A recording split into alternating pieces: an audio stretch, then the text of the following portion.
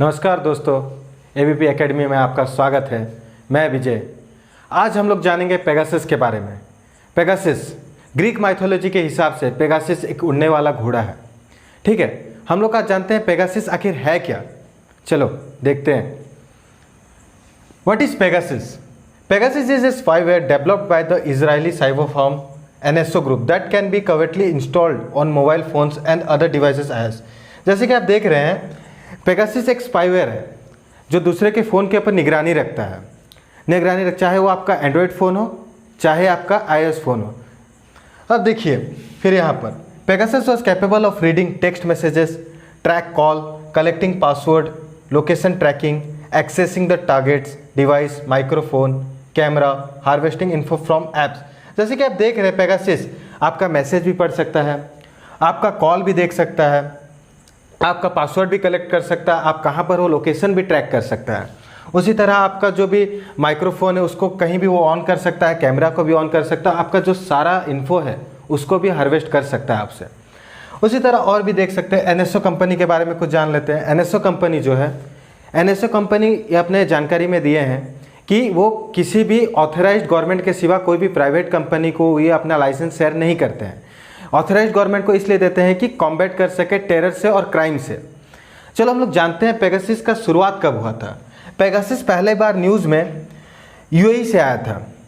UAE के human एक्टिविटिस्ट है अहमद मंसूर। 2016 में पहला बार उनके ऊपर अटेम्प्ट किया गया था, जो कि अनसक्सेसफुल अटेम्प्ट था पेगासस के द्वारा। फिर उसके बाद 2019, यहाँ देख पा रहे होगे 2019 में फेसबुक फाइल किए थे केस पेगासस के ऊपर में, क्योंकि उनके व्हाट्सएप पे वो इंटरसेप्ट करके वहाँ से मैसेज चुराते थे। और उसके बाद वहाँ कुछ जर्नलिस्ट, कुछ ब्यूरोक्रेट्स इंडिया को भी उन लोग टारगेट करते थे।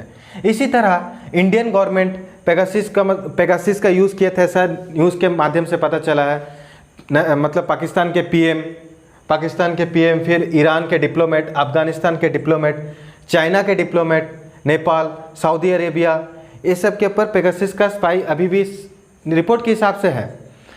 अब उसी तरह according to Pegasus project report 40 के people are under the surveillance of Pegasus.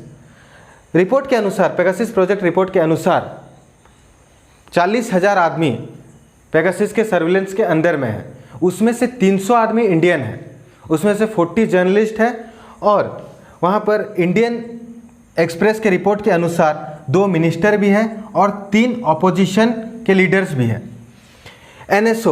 NSO अपना जो भी लाइसेंस है सोल्ड 40 से ज़्यादा कंट्री को सोल्ड कर चुका है।